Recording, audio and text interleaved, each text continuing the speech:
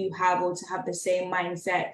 Now, there are 3 different types of influence, and I will go through each. There's upward influence, there's lateral influence, and there's downward influence. So I'll repeat that.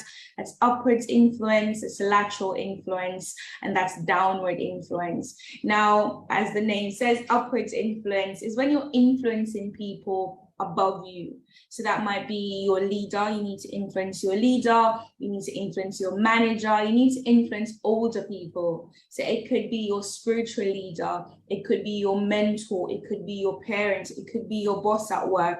Ultimately, at some point in life or time, we will all find ourselves where we need to influence the person that is above us. And oftentimes, that might be the most trickiest thing to do, but we'll come to ways in which you can influence those people. And then we have the lateral influence, which is pretty much influencing your peers. So people that are on the same level as you, or people that are in your classroom, for example, or people that are in your workplace. So you might be a junior staff, you need to influence that junior staff. You might be a senior executive in your workplace, you need to influence that person. And then you have the downward influence, and that's pretty much influencing people that are below you, so your subordinates.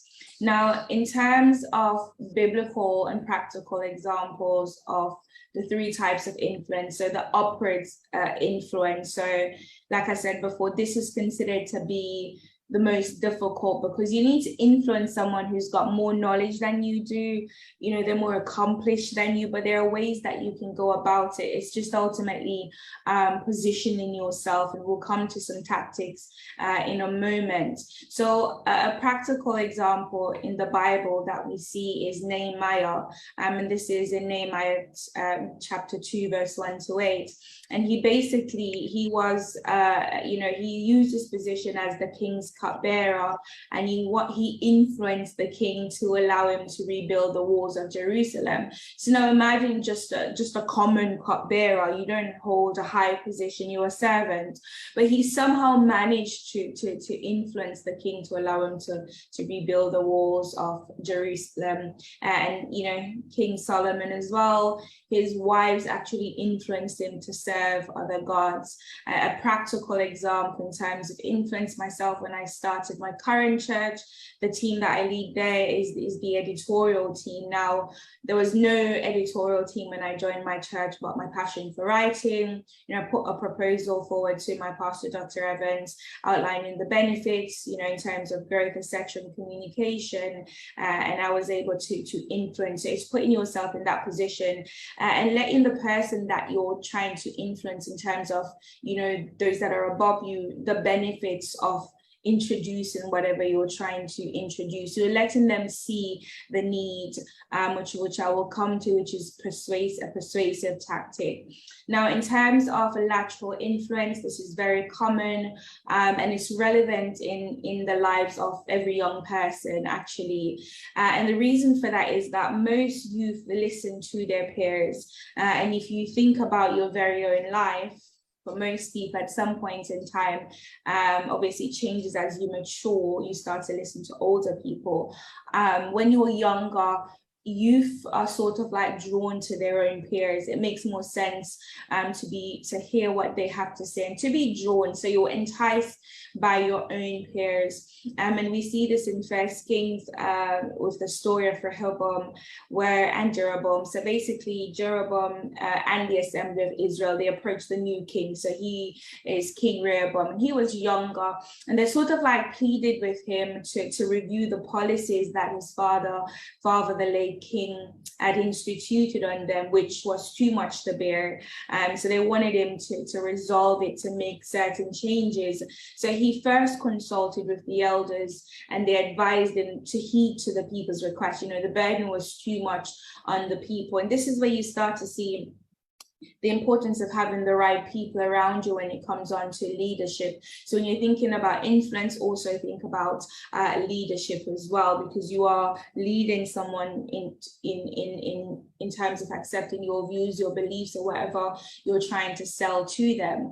But the Bible says in verse 8 of 1 Kings 12 that he rejected the advice of his elders and he heeded to the advice of his peers. So what you can gather from this in terms of lateral influence is that you do hold some power when you're trying to influence your peers, because it's easier for them to relate to you. It's easier for them to understand the points that you're putting across. And so that should always work in your favor. Now, in terms of downward influence, this is considered to be the easiest level of influence to some extent, because you're dealing with people that you are expected to have some control over. You already control them because of the position that you find yourself in. It could be that they follow you, or it could be that they are your subordinate. And Absalom was a perfect example of this. So he used cunning tactics, which we'll look at as well, to influence and steal the heart of the people in Israel. So the Bible says in 2 Samuel that whenever, people were going to his father, the king, to have their case heard, he would stop them by the gates, and he would intentionally, side with their story, knowing very well that they're wrong, or even if they're wrong, because he wanted them to like him, more than King David. And so when they had ruling against them, he saw David as someone against them, because Absalom made them feel that they were right.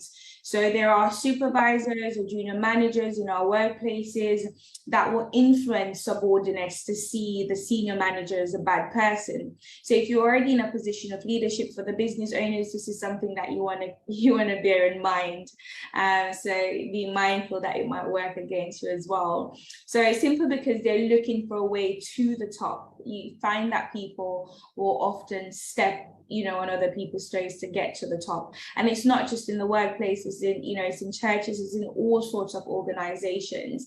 So in churches, for example, you might find that the assistant pastors are looking to branch out.